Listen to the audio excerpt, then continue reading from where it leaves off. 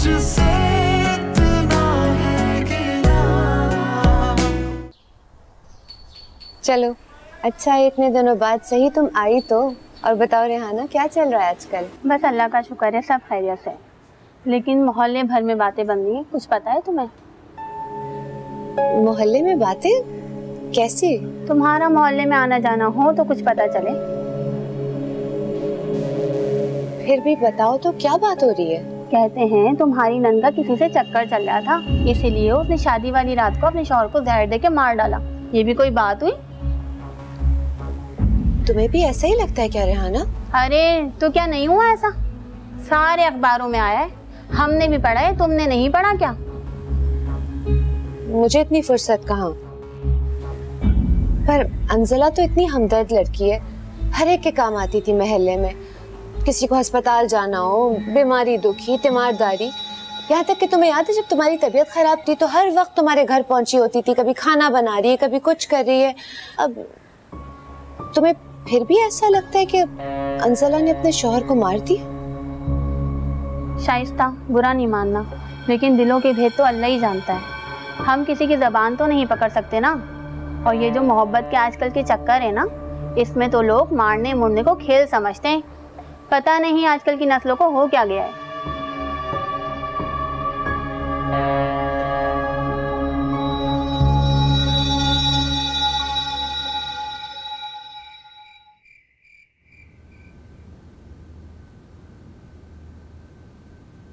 अम्मी जान, आप खा क्यों नहीं रही? बस बेटा। जवार भाई के जाने के बाद सना पहली बार आपके पास आई थी। क्या कोई काम था? काम तो कोई नहीं था, वो तो खुद आके मुझसे पूछी थी कि कोई काम है तो बता दें। पहले तो कभी ऐसा नहीं हुआ, वरना तो हमेशा जवार भाई के आगे पीछे ही घूमती फिरती रहती थी। यकीनन अतीका ने कहा होगा। अतीका आंटी की तो बात ही मत करें।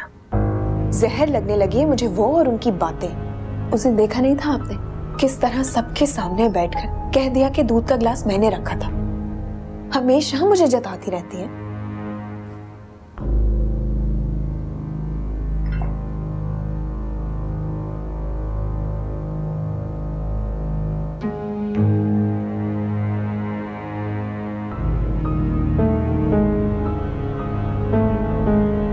इधर आओ।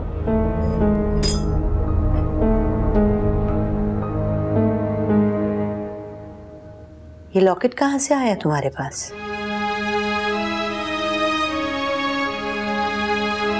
इस पर तो जवार लिखा हुआ है। बोलो, कहाँ से आया तुम्हारे गले में ये?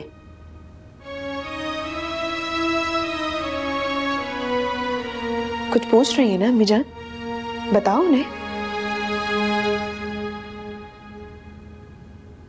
तुम्हें ये जवार ने मुंह दिखाई में दिया था?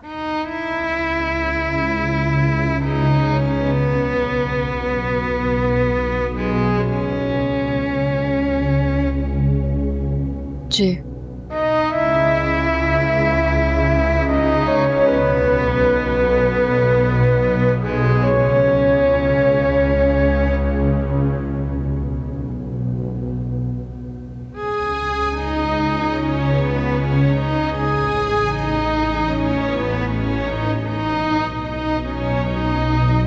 अमीजान, आप बैठे, आ जाए, बैठ जाए।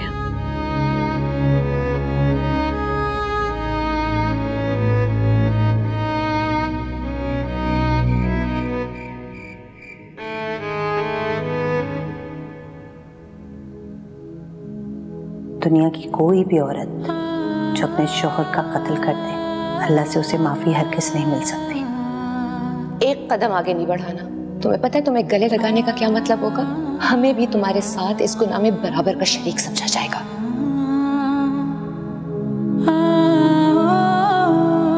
जिस लड़की ने हमारे बेटे का खून किया हो, हम उसकी माँ कैसे हो सकते हैं?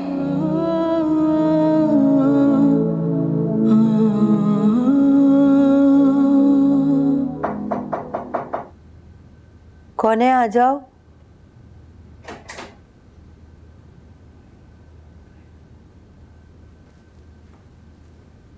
बेगम साहबा, अंजला बीबी की तबीयत बहुत ख़राब है, उन्हें दवाई दिला दूं? नहीं, कोई दवाई ववाई दिलाने की जरूरत नहीं है उसे। जैसे मेरे बेटे को उसने मारा है, उसे भी मर जाना चाहिए। जी अच्छा।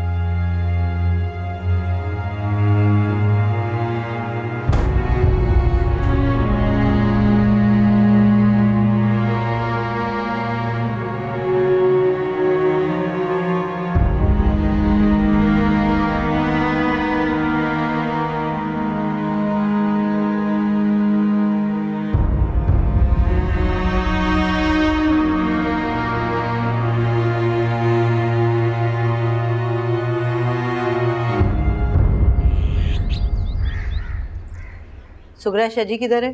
बेगम साहबा सो रहे हैं वो अभी तक सो रहा है? जी। अस्सलाम वालेकुम जी। वालेकुम अस्सलाम। आप कौन है? किससे मिलना है आपको? जी मैं अंजिला की माँ हूँ। अंजिला की माँ? लेकिन हमें तो पता चला था कि उसके वालिदैन वफात पा चुके हैं। जी उसके वालिदैन हयात नहीं है, मगर अंजिला मुझे अपनी माँ समझती है और मैं उसे अपनी बेटी की तरह चाहती हूँ। असल में जिस मोहल्ले में अंजिला रहती थी मैं वहीं रहती हूँ। उसके शौहर और आपके बेटे का पता चला तो अफसोस के लिए चली आई। अगर आपकी इजाजत हो तो मिल लूं। ओह, पड़ोसन हो। खैर, हमें तो फिलहाल कहीं बाहर जाना है। इनको लेके जाओ अंजिला के पास। शुक्रिया जी।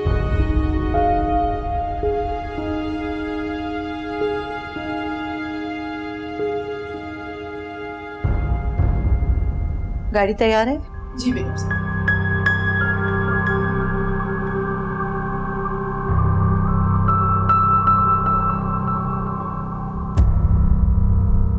अंजिला,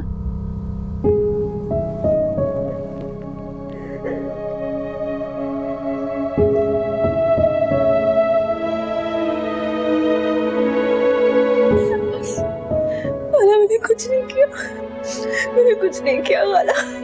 तुम्हें अपनी खाला से कुछ भी कहने की जरूरत नहीं है। मैं जानती हूँ तुम बेकसूर हो, पर ये दुनिया का दस्तूर है। जो बेकसूर होता है सजा भी उसी को मिलती है। कैसी है खाला? मेरी बेटी परेशान है तो मैं कैसे खुश रह सकती हूँ? भाभी, भाई, माधुर सुफी कैसे?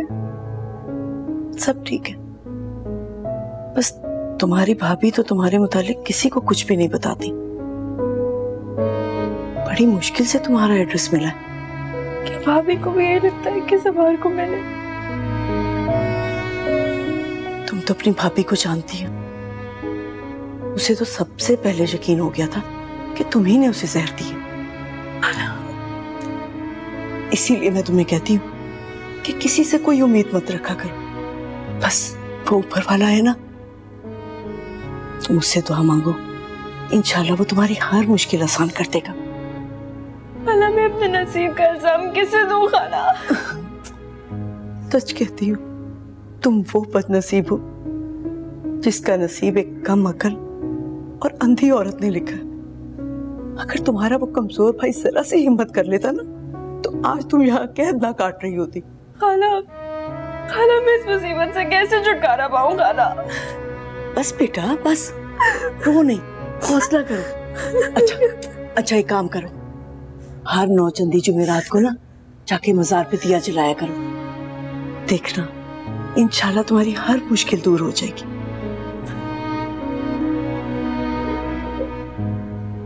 रोते नहीं है ना बेटा, ये खाला का दिल नहीं करेगा तुम्हें इस तरह छोड़ के जाने को।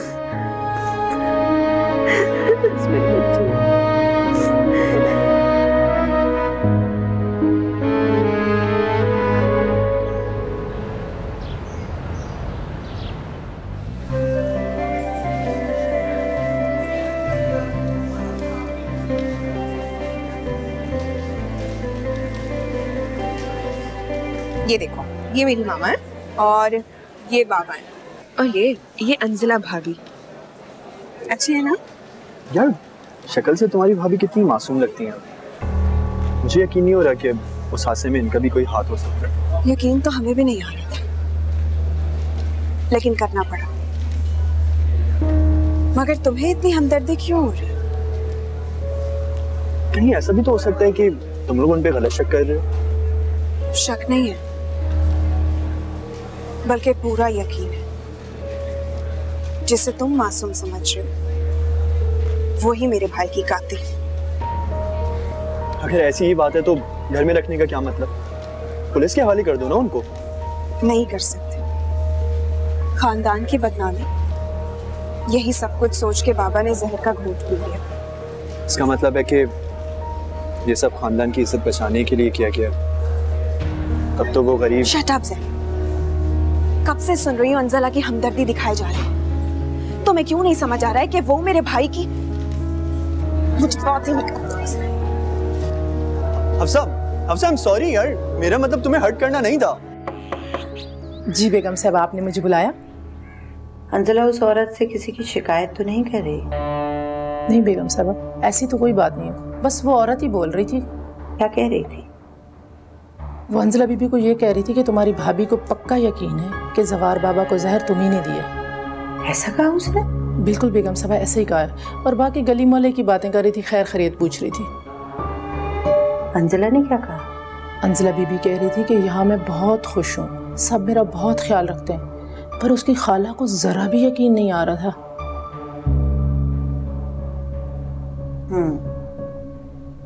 कोई और खास बात नहीं है तो तुम जा सकती हो। अच्छा बेगम साहब, आपके लिए कॉफी बना के लाऊं?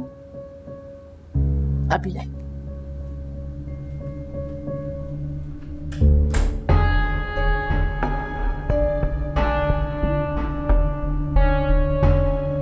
ये खाला कौन है और शाइस्ता को क्यों यकीन है कि जहर अंजला ने ही दिया है? पता तो लगाना पड़ेगा।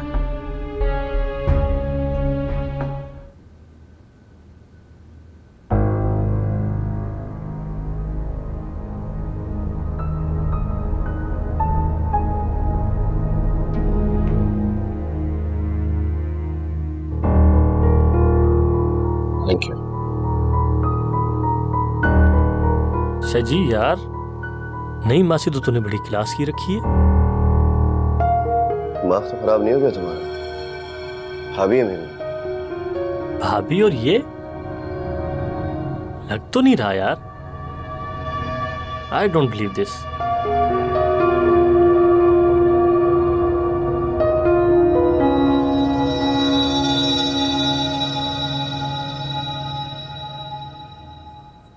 सना, क्या हर वक्त मुंह बसोर के बैठी रहती हो?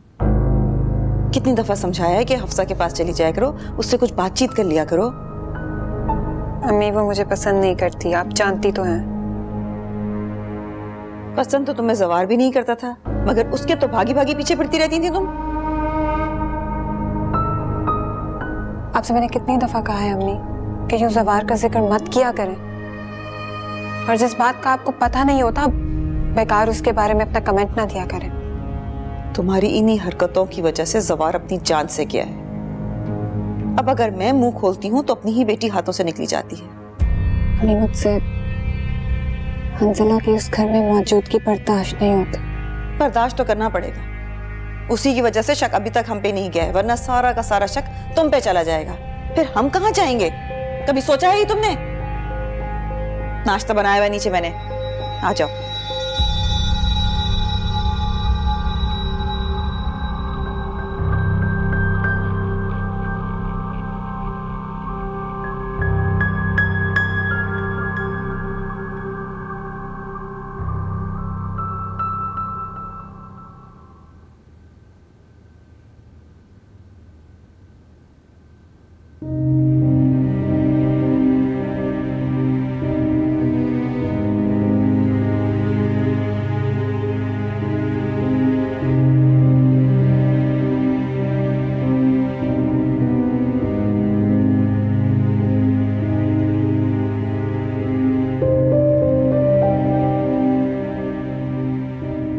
वैसे इसे इस घर में रखने में कोई नुकसान तो नहीं है, मुफ्त की नौकरानी मिली हुई है आपको। अतिका, हमें मुफ्त की नौकरानी से कोई दिलचस्पी नहीं, हमें तो बस अपने बेटे के कातिल तक पहुंचना है। ये कुछ बताती ही नहीं है। आपने इससे बात की, कुछ पूछा? बात की थी, अरे हर तरह से पूछ डाला, मगर कुछ बताती ही नहीं है। हर कोशिश करके देख ली, सब कुछ सहती है, मुंह से एक लफ्ज नहीं बोलती। अतिका, वो तो ये भी मानने के लिए तैयार नहीं है कि उसको कुछ मालूम भी है। अरे इकरार कत्ल तो बहुत दूर की बात है। अतिका, ऐसा हो नहीं सकता, मैं मानने के लिए तैयार नहीं। उस रात कमरे में सिर्फ यही थी। मुझे लगता है कि जलाल को ये सब पसंद नहीं है। वो कहते हैं कि जुर्म साबित हुए बगैर तुम लड़की को सजा दे रही हो। और वो शज्जी और हफ्सा क्या कहते हैं? मेरे बच्चे भी मेरी तरह सोचते हैं अतिका, उसी को ठीक समझते हैं जिसे मैं ठीक कहती हूँ।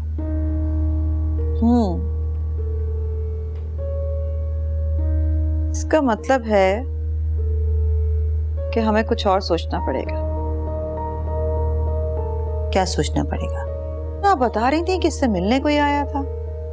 हाँ, वो कोई महल्लेदार औरत थी, नूर बानो। उसकी भाभी नहीं आई थी साथ? आई थी अंजला को साथ लेने के लिए, मगर हमने नहीं भेजा। हम उससे पूछना चाहते थे कि अंजला ने हमारे बेटे को क्यों मारा, उसने ऐसा क्यों किया। अगर उसे रिश्ता पसंद नहीं था तो उसने शादी क्यों की थी? हमने जबरदस्ती तो नहीं की थी। मगर हम पूछ नहीं सके, बस कुछ ख्याल आ गया था। तुझसे